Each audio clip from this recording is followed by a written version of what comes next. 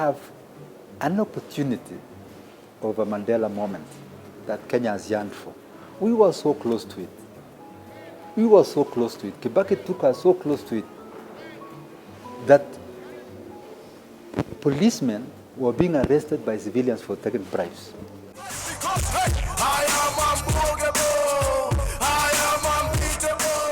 On the one hand, there is this very focused, very intellectual policy wonk, the economist, the person trying to rebuild government in terms of restoring institutions, rule of law, repairing infrastructure.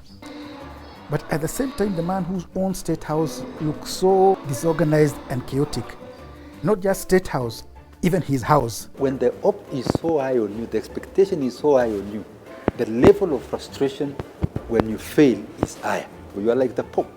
You're worshiping you.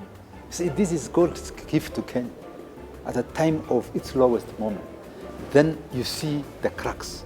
One of the most dramatic things in Kenyan politics and in the Kibaki State House, for him to call a press conference to declare that he has only one wife. Certain things seem to happen around Kibaki at State House that we as editors got worried. Kibaki makes changes. It leaks before it is announced. You have these terrorists addressing a press conference and warning the police commissioner, you dare touch us. And you are the president.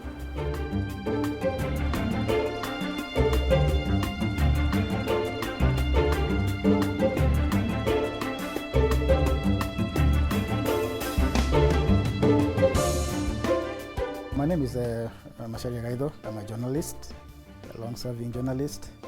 I used to work, of course, at the Nation Media Group until 2015 when I retired. But like I say, I didn't retire from journalism. I only retired from Nation.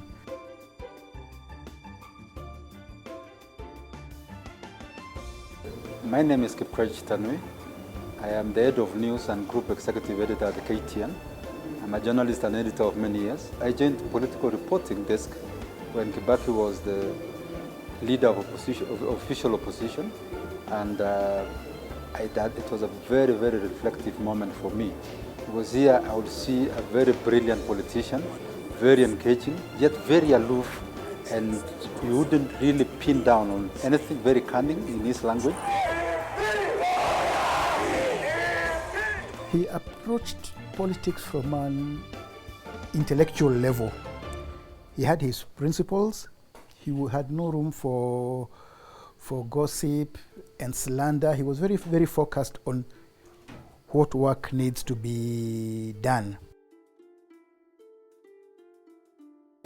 The Kibaki I know is largely shaped by what I read in the early 80s about him on the Weekly Review as the fastest rising African leader, potential for an African statesman. And I remember one of the Weekly Reviews put him on the cover as having been pinpointed as one of the Africa's best candidates or potential candidates for the position of World Bank director. And then he was also put, I think, among the top 100 most influential leaders in Africa. And remember, you are talking about just a mere minister of finance. And for the government, for those institutions to zero in on him, clearly created some intrigue. For me as a political writer, one of the things that interested me was his journey to presidency.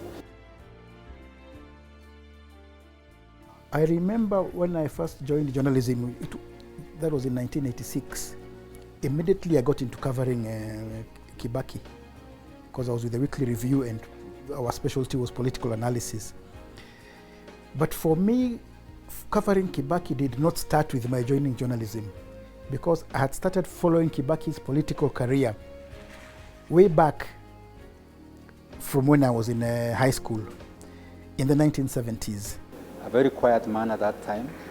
He would not be associated with the rebel politics of either anti-Kenyatta, because remember that is the time when JM was killed, Tom Mboya was killed, James Orengo was detained, and he fled, was to be detained, and Chelagat Mutai They fled to Tanzania.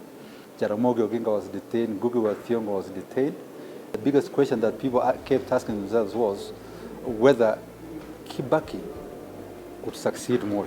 It was being said in very low tones. And so that is one aspect of Kibaki, a brilliant graduate of Makerere University, playing in the muddy water of politics in a very gentleman way. It was not a rabarosa.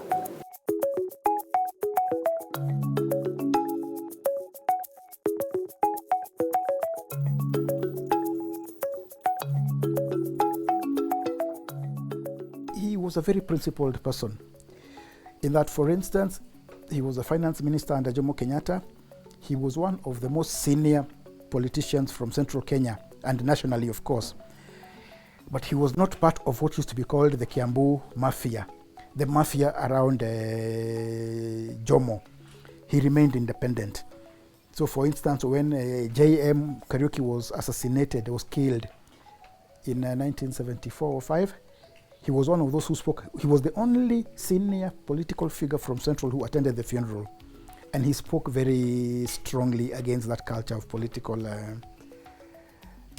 assassinations. He also attended the burial of Tom Mboya. He had friends that were very influential in the system, but so described as rebels. But he himself stood out. So there was a lot of interest on Kibaki. The powerful politicians around Kenyatta came up with this change the constitution movement. Kibaki was not part of it. When there were these KANU elections, which used to be called and postponed, the Kiambu Mafia wanted, of course, to block Moi by fronting their own person for KANU chairman and their own lineup. Kibaki, the man who used to be accused of always sitting on the fence, made a very decisive move and went with Moi. So that was a very significant. It showed something that he may be a person who does not show his intentions. And we always accuse him of sitting on the fence. But when the time comes to make a move, a very decisive move, he will. Compare Moi and Kibaki. Moi comes to power to the surprise of the people that thought he was a passing cloud. That cloud hung in the air for 24 years. Why? He became something else. Something that in him came out. How to wield power, personalize power, use power as influence, use wealth and other resources, vast knowledge of the country, and his rallying call of Nyayo and patriotism and nationalism to hold the country together. At that point, there's the Kibaki now receding. So they come to the third phase of Kibaki. He's been picked as vice president. Moi's power is getting stronger and his is diminishing. And then the campaign started. There was somebody who was trying to bring down Moi, that has been consolidating meetings. And therefore, pushed by Elijah Mwangale, former minister, they started talking about a political tourist whose only focus is weekend fundraisings in Othaya, to preach the retrogressive politics per se against KANU. So David Mwenje was one of them, and the other politicians, they targeted Kibaki. Everybody was going out fighting Kibaki. They were sponsored to fight Kibaki. And the basic message was that Kibaki is not loyal enough. He's not Nyayo Damu. In fact, he never used to wear that badge with Moi's head. And we did that analysis. We realized what is going on. We came up with a cover story on the Weekly Review. Okay? The Kibaki factor. Because those issues were being fought around Kibaki. And it was all based on fact. But for the first time I saw Kibaki coming out very, very angry.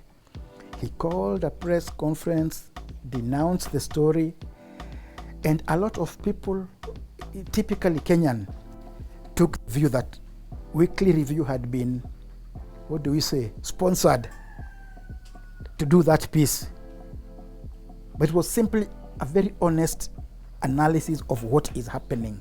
And true to form, come the 88 elections, When Moi formed his new government, Kibaki was dropped as vice president and simply demoted to Minister for Health. And he took it in his stride. He did not complain. A lot of his supporters were very angry. There was talk that some were saying they're going to resign or refuse cabinet positions. He knew when to pick his fight. To fast track, he announced he quit the cabinet, having been relocated earlier some years back to health minister from vice president, another vice president picked. He addressed a press conference at White Rhino Hotel in Njeri, and it shocked Kenyans that there was no sign he was leaving. Remember, he's the one who had said, you cannot cut the Mugumo tree using a razor blade. Now, what in context he later explained was that what he meant is you need the right tool to cut the Mugumo tree. And he now justified leaving the Kano government to form his party.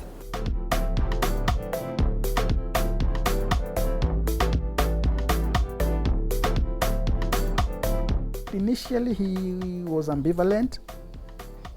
He did not join the bandwagon towards a multi-party. In fact, he was seen to be against it because he's the one who came up with this, saying that you cannot cut a Mugumo tree with a razor blade. But in December 1991, as soon as the multi-party campaign succeeded, he had no qualms about quitting KANU and forming his own party. And obviously, it had been something he had been working on in the background, because you don't just wake up and form a party. He already had officials, he had already had a large group of supporters. And for him to have done that in those days where the special branch kept such close tabs on everybody and what they're doing, particularly perceived opponents, I think you saw in that a very, very calculating politician. Mimi Mwai Kibaki naapa kwamba nitakuwa mwaminifu kwa rais wa Jamhuri ya Kenya, Mheshimiwa Daniel Toroitich Arap Moi. There wasn't an eloquent, well-organized personality in terms of thought and strategy as Kibaki. He would be deceptive in the sense that people would call him General Kikuoya, that he's a coward. He probably wasn't a coward. I think what he was looking for is an opportunity that when the path is clear, he emerges. He was called General Kiguoya by Matiba's people because he had not come out directly against Moi. But he showed that he times his battles. You could say it is selfish sometimes, but it is strategic, and he did know when to move. There was a group of MPs in parliament that was very strong, the first breed that came after the 1992 elections. And you're talking about now around 97. And you had Kijana wa Malwa, you had Dr. Oki Ombaka, Professor Rashid Mzee, Church Captain, Njeru Kazangu, people like Dr. Valerie Oluoch, Dennis Akumu. And they would organize their opposition to KANU in a way that almost looked like a football match with Kibaki as the captain. And it looked like even the speaker appreciated that lineup. And therefore, on a big day on debate, they will be called in that order. Kibaki to respond. Wamalwa followed. You have Dr. Mugisa Kitui, Hoki Ombaka, very brilliant group of Kenyan MPs. I don't think we've had people who are very strategic in pushing the opposition agenda as that represented in the 97 parliament. One of the biggest events that happened at that time, there are two things. There was the pro-reform rallies, and you wouldn't see Kibaki in every rally or in every street demonstration, but he was like their high priest. He was like their godfather, protected and kept in safety so that he only comes out when needed. That's what probably was misinterpreted to mean that he was a coward. But he was the general that rallies the troops from the back. The reform debate goes to parliament.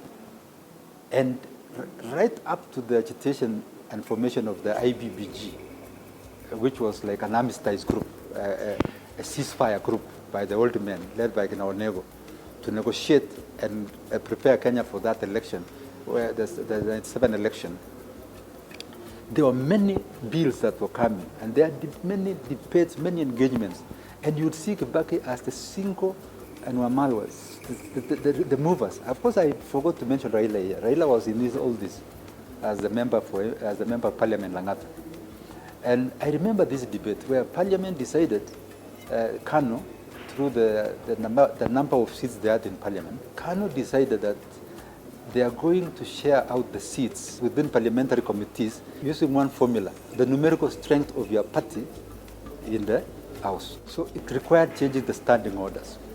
And to change that standing order requires vote in Parliament. And so both sides conversed. It was a big day in this country that I think at times is forgotten. Because that was the beginning of the diminishing stage of Kano. The debate is where it's in the afternoon, Kibaki speaks and says, you will come and pay dearly for the decisions you are making this day. Because one day you will be in opposition.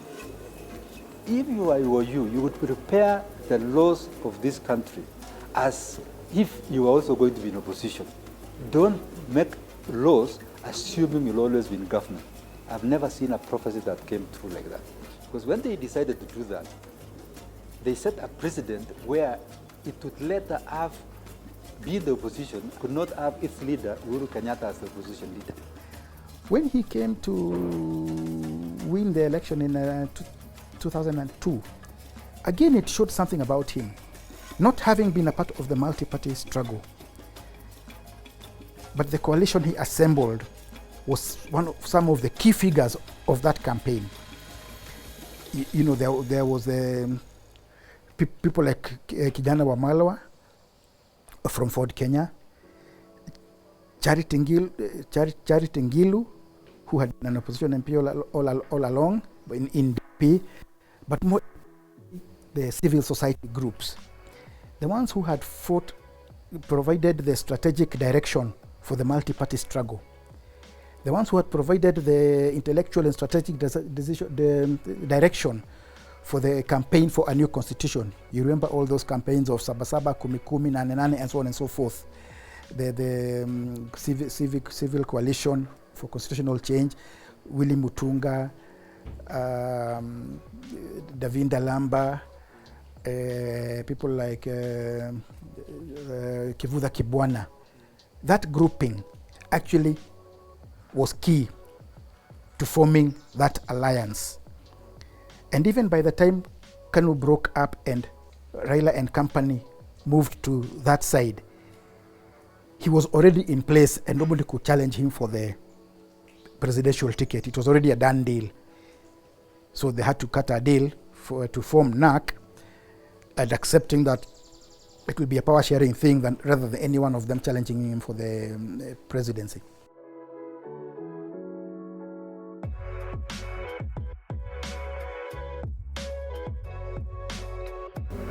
Until the Bakitosha rally at Uhuru Park, it looked unlikely, and it took a long persuasion. But the flicker of hope in his life was when Raila took his hand up and said, Bakitosha.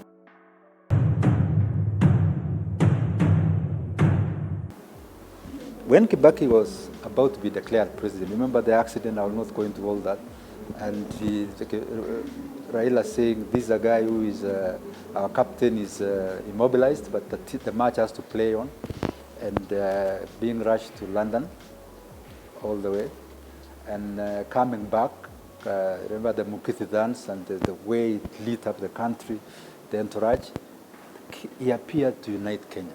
And the winds of democratic change were sweeping the country, and Kenya was taking its destiny into its own hands.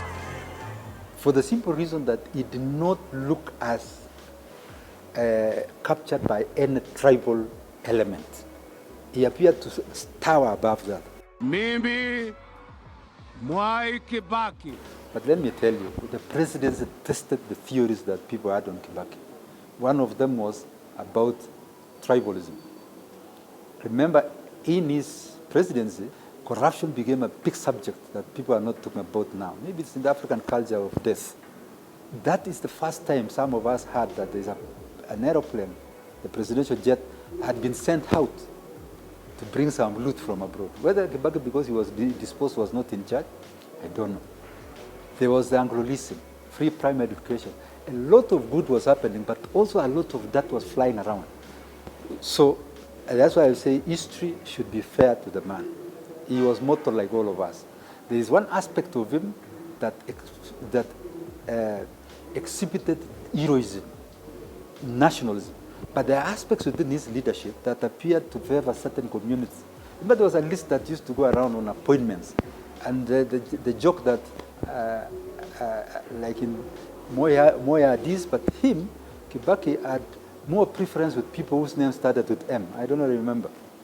And therefore, you have a presidency made up of two communities. And it did not help matters that when at the beginning of his presidency, which Kiraitu has accepted, there was talk that we should actually deal with Moi in a very punitive way, including arrest, dispossession. But then Kibaki also said, no, we can't do this.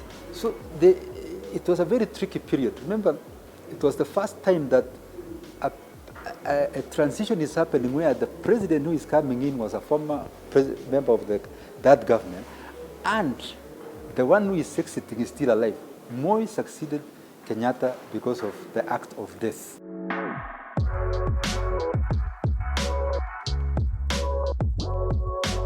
In a country like Kenya, you have an opportunity of a Mandela moment that Kenya has yearned for.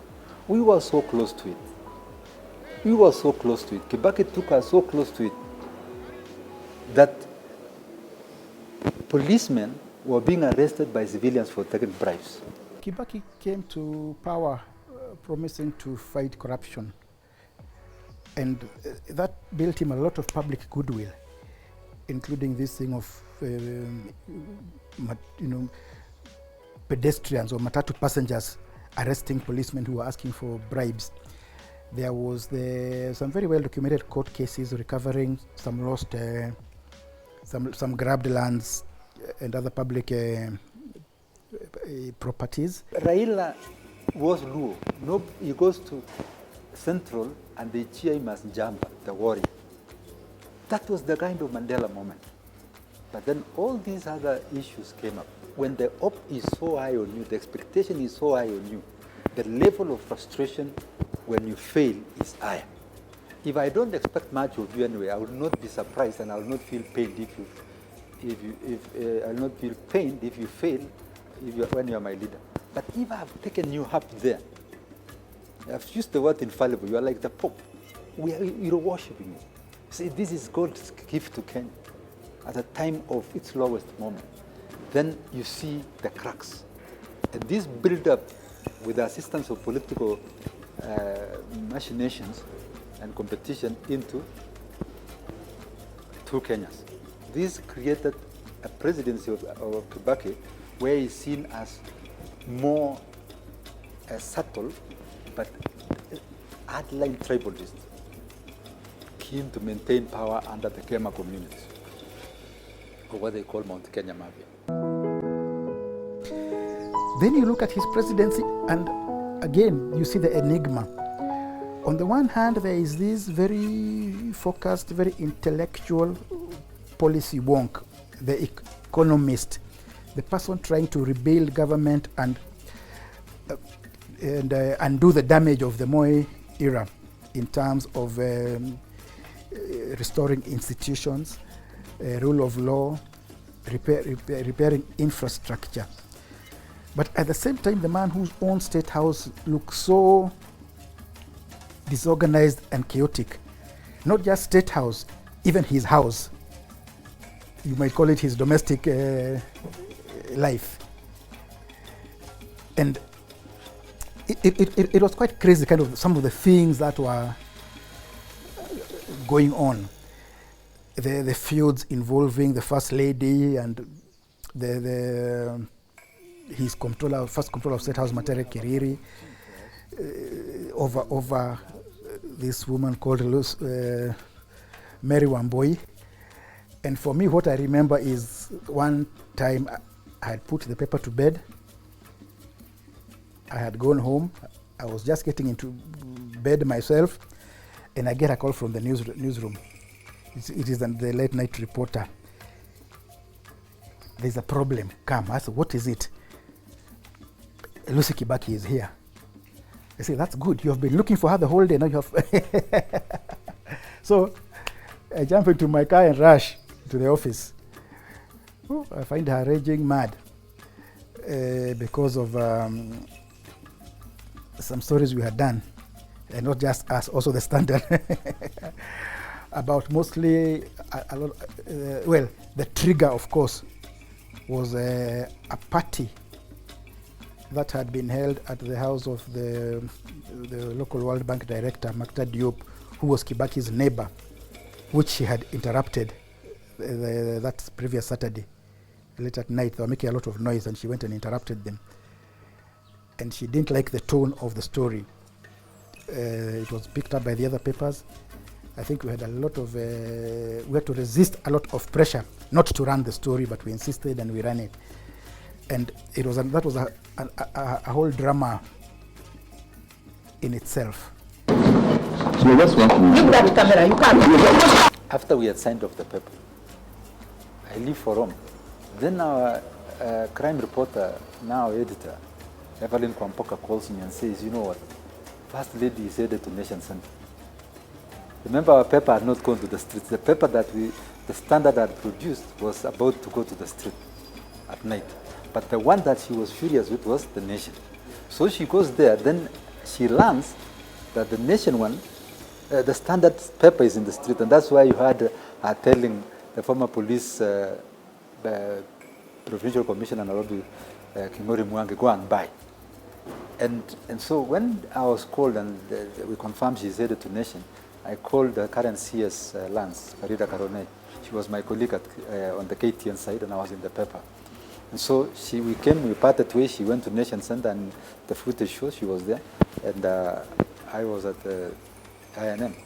And then now she was saying, I am going to go to the Standard. And we were wondering, how are we going to receive her? And so when Nation with the Standard newspaper? The paper was brought to her when she was in Nation. And the headline I had put was, First Lady turned seat on the police. And she kept condemning Standard paper inside Nation Center. And inside there, we had two of our journalists. Remember, there was an investigative journalist called Chachi.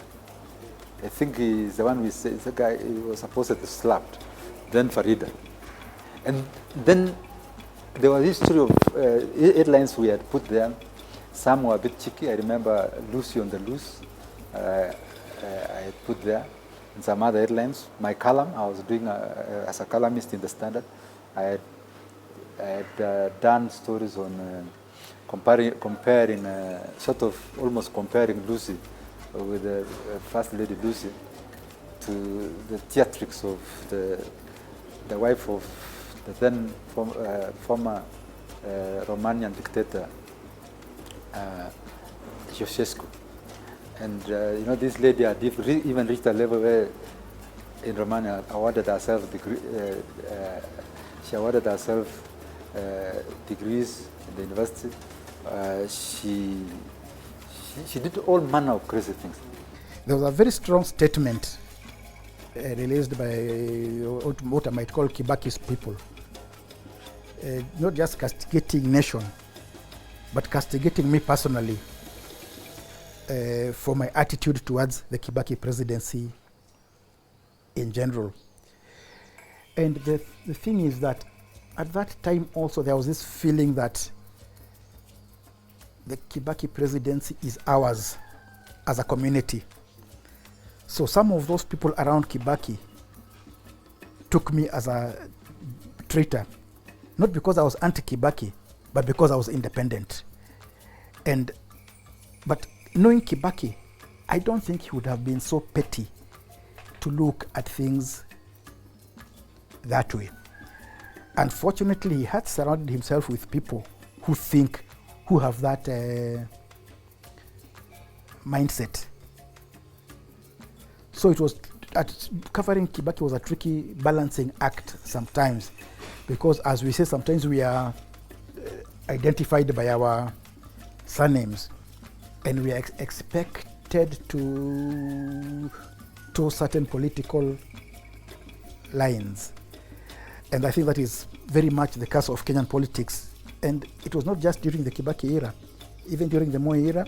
Even today, there are, for us in the media, there are difficulties because just because of our surnames, people will expect us to have certain loyalties, which should never be the case. Kibaki personally, I believe, was above that kind of mindset. Lucy, who upheld family values, made Kibaki convene a rare press conference to affirm his monogamous marriage to her. I want to make it very clear that I have only one dear wife, Lucy, who's here. And from now on, continue to tell the truth, not lies. I've been partners, the president did not say that. You have been tormenting us. I don't know what to get out of it. You know, some of us in the media, we never knew about Mama Lucy Kibaki in those years. Kibaki's family was always behind the scene, so you would never see them. Lucy emerged, came to public during Kibaki's first term. And of course, there are certain things that she did that I think as a first lady, she may not have been well prepared for. So she would not understand why she would be subject of a story, and yet she's not the president. So I think in her own way, maybe because of the ordinary life she had led behind the scene, she wouldn't expect to see herself on headlines or being subject to criticism. And this really used to give us a lot of headache on how to handle this. Certain things seem to happen around Kibaki at State House that we as editors got worried. It seems like the country was on autopilot. Kibaki makes changes. It leaks before it is announced. He says we are told the president is going to have a live television address to the country at 5. It doesn't happen up to 8. By the time it happens at 8, the media have known who rejected what, whose name was removed, whose was put. It was a leaking system. Until you wonder who was his friend. You are told that there were people sitting and conniving on how to cheat him. Let us do this. And you had people who have formal position to advise you, sitting to do the opposite, to conspire. But there were also a lot of things within Kibaki's government which were done very, very quietly, that nobody could know what is going on. When he didn't want anybody to know what is going on, he was very good at keeping things within a very, very small circle. Part of this was that his state house was not like Moi's state house. Moi's state house was like a marketplace where every political heckler, everybody who is looking for attention, looking to cut a business deal, looking to ask for favors, they're all meeting in the corridors. And Moi loved hearing political gossip and acting on political gossip. Kibaki had no time for hangers-on. He had no time for idlers in State House. He had no time for gossip and propaganda. So his State House was actually well managed in that way, in that you did not have every Tom, Dick and Harry walking around the corridors. Only those who have business there to do. Kibaki had a very pleasant term, but also a mixed bag of fortunes, where you have a lonely presidency, you do not have, and we don't need to talk this, paraphrase this much, you have a bit of turbulence at the family front, which came out that he had to address. It's not easy for him, for a man of his age, to come and declare, I have this one wife and 4 children. It tells you something. It was one of the most dramatic things in Kenyan politics and in the Kibaki State House, for him to call a press conference to declare that he has only one wife.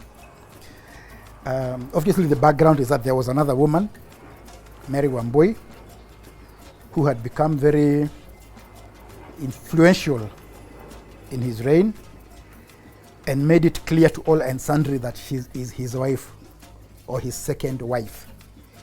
She was the one behind some of the funny things happening in government. A particular one was these fellows called the Artur brothers,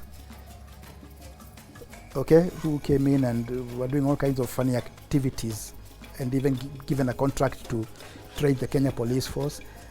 They were made assistant commissioners of police. They were the ones behind the raid on the Standard. That was one of the most embarrassing episodes of Kibaki's reign. People close to him associated with thugs, mercenaries, imported from Armenia or whatever country, the Artur brothers. And they come with the backing of State House and put on and are given police badges, police honors within the government. Surely, what kind of people are you within that form of government? You have people, they are smuggled through the airport under the VIP lounge. Imagine if you are president of such a country. You have these terrorists addressing a press conference and warning the police commissioner, you dare touch us. And you are the president. And you have all this disarray, so many things going wrong, and you seem not to be in control.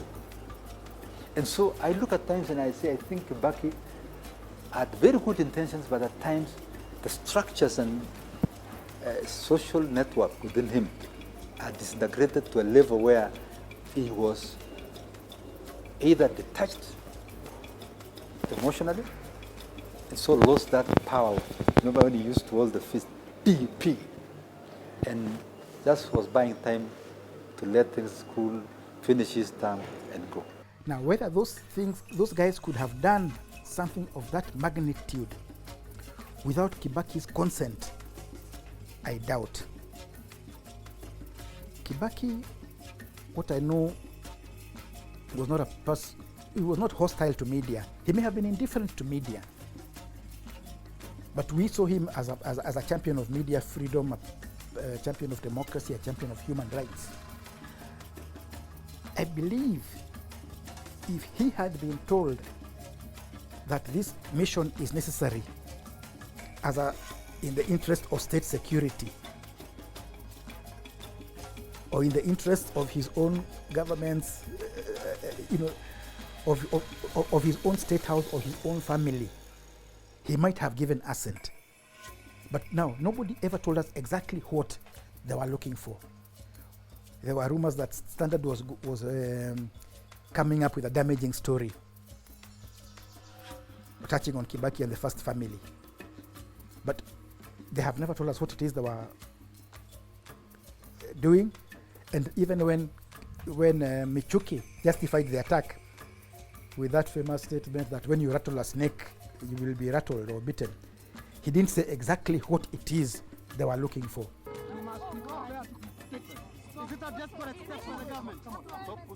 When we are releasing exams, school exams, I always think about the Artur Marians, the State House cartel that was scared about the Standard story and the raid at the Standard. Then that day, the story that the paper that was banned was the second paper to be produced after the release of exams. And it was the champions of KCB speaking about the dreams. The dreams, their dream careers.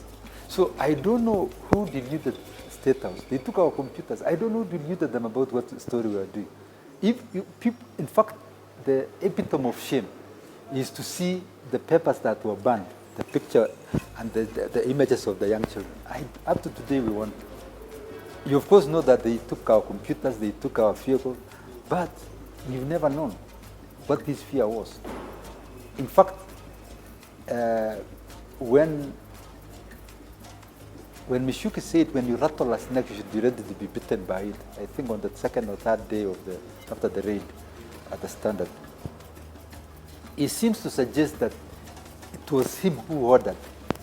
But you wonder, can a minister do such a thing without the knowledge of the president? Because then it would be disastrous to have a president who is so detached and lets a minister do that. You have a minister that is too arrogant to even have the courtesy of telling the president about an action that would definitely attract public outrage and lead to a big dent on the government. So that on a balance of scale, you agree with the president. Do we go ahead? What are the pros and cons? So up to today, I always look at it myself and I say, these are some of the things that when that journalists should come, journalists and historians should document, investigate, document, and give the story of what actually transpired. All these things around the president. Who was giving these orders? His reign came to be tainted by the Anglo-leasing scandal. That one had been inherited from the Mwai regime. Kibaki had appointed John Githongo, who was from civil society. He was from media and then civil society. He was the founder, I think, of Transparency International Kenya and a real anti-corruption crusader, to be his permanent secretary for governance, working from State House, responsible for leading the war against corruption. But when Githongo touched on the Anglo-leasing scandal, he found roadblocks all over the place, from State House, from the Ministry of Defense, from the Ministry of Interior, from the Attorney General, the Ministry of Justice, and there were even threats to his life. And he found that Kibaki is not backing him, so eventually he fled the country because he felt his life was in danger. But he had made some tape recordings of with some people where some of those threats were being made, and he was being asked to go slow.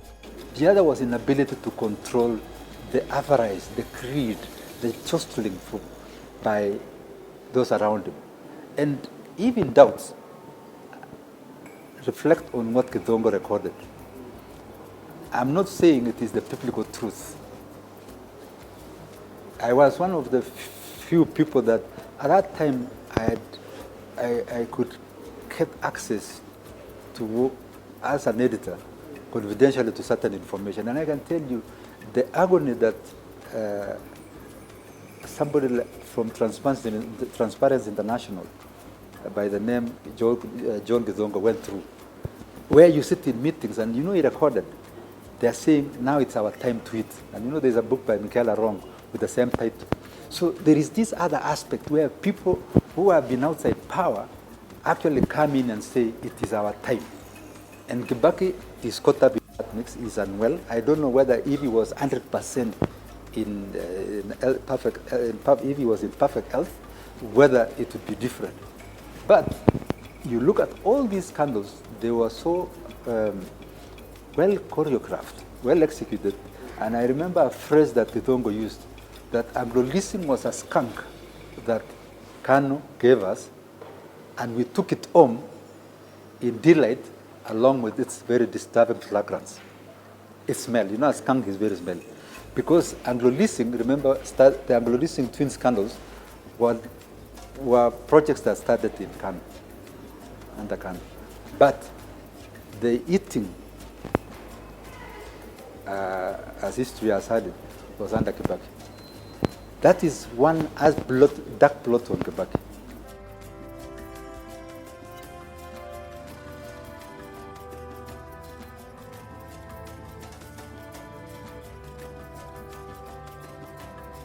He may have managed to some extent. It is not possible to raise it 100%. But that very high level corruption by those closest to him, including Triton, free primary education, Anglo-leasing, all these were very close to him, that it is almost impossible to say maybe he didn't know. But give him benefit of doubt. The appointments that came until the shocker when now he formed the GNU and brought in Ginanyachai to government, he was still looking like he's bent on a certain tribal list for big appointments, whether in security, in military, finance, office of the president. So you start asking, what changed then? When it comes to evaluation of a presidency, the president is left as the super intellect, the infallible being, and the problem must be that the people who have failed him are those advising him. It was very bad for Kibaki.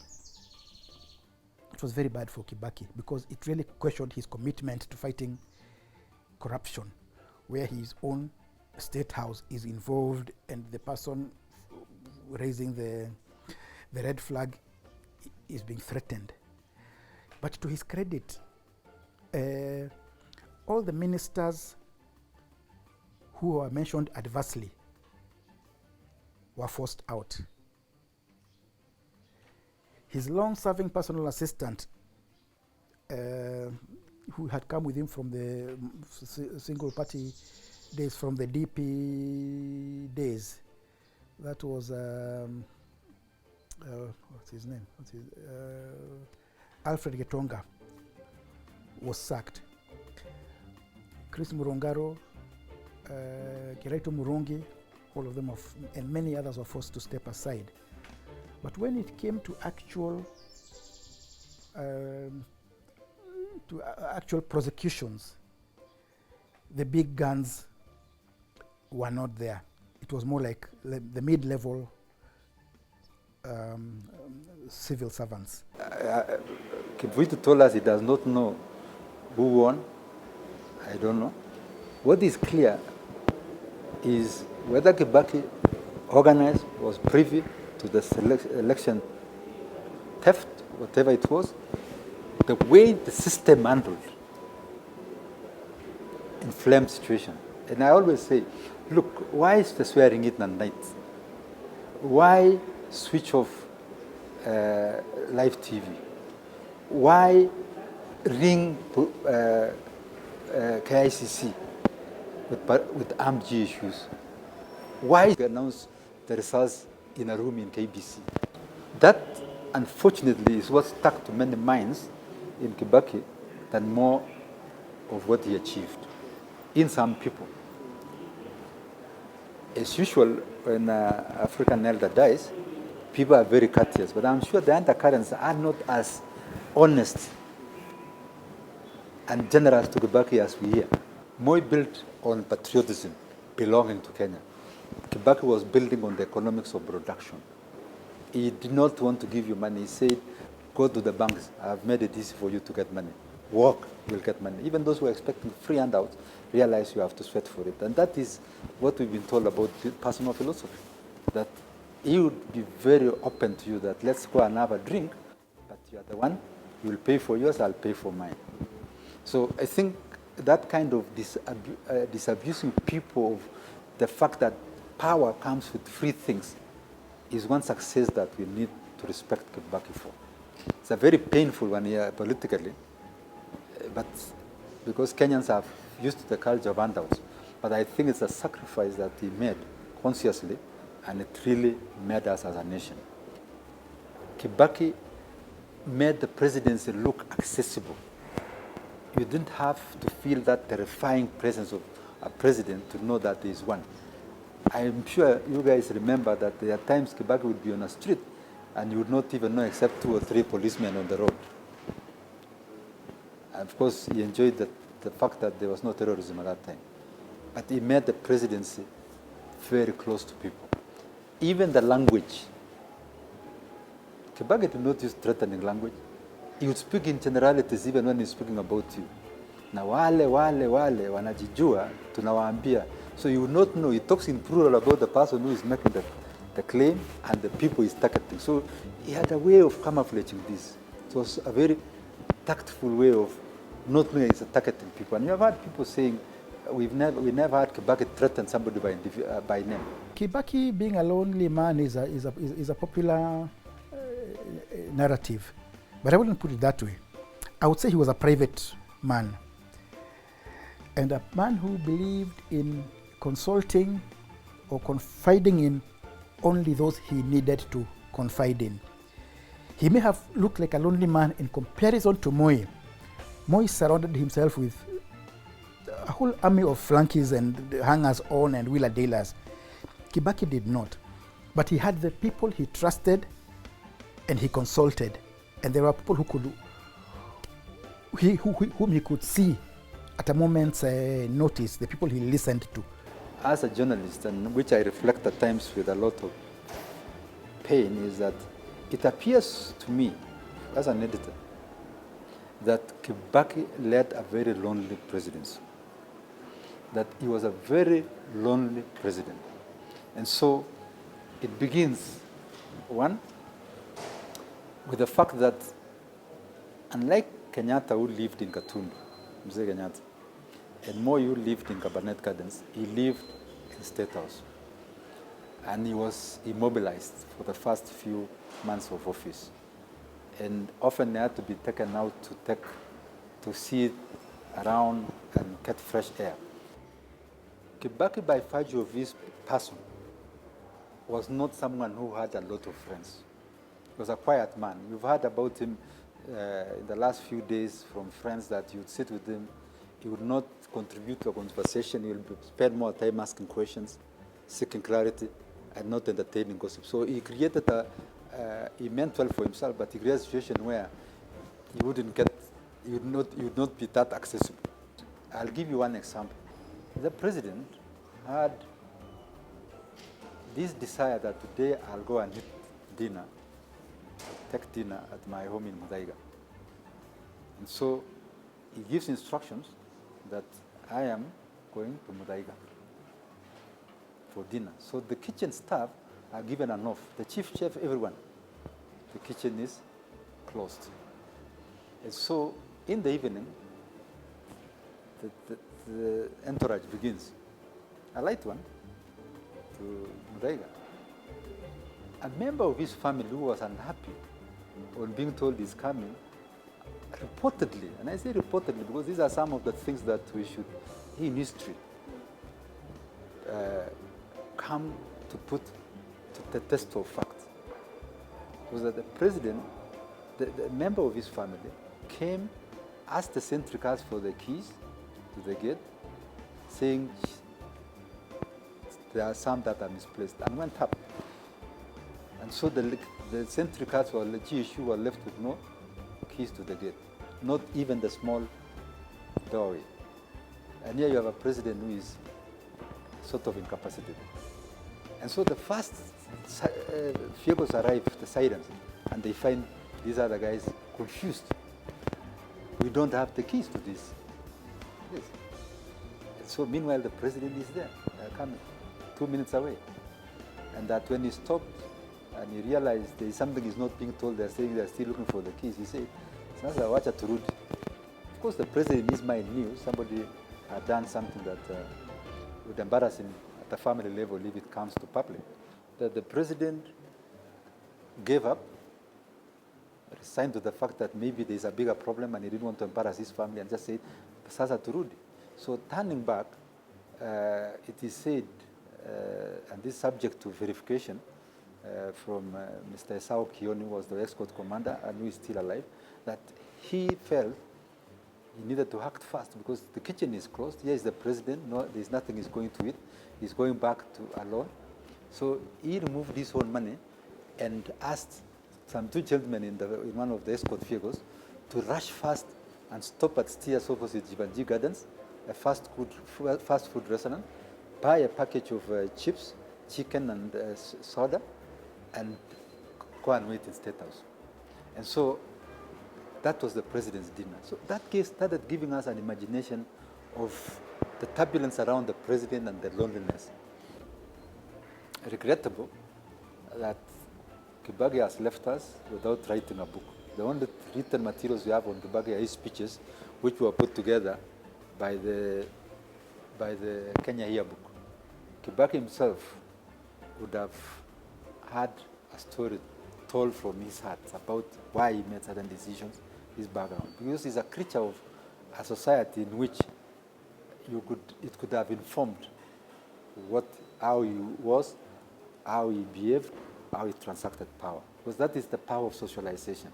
There could be a number of books coming, which are in progress, not necessarily by him, but by people who are very close to him and who have talked to him extensively since he left office and even when he was in office, jotting down his memories, earliest memories, and of course his thoughts on all along in that political career.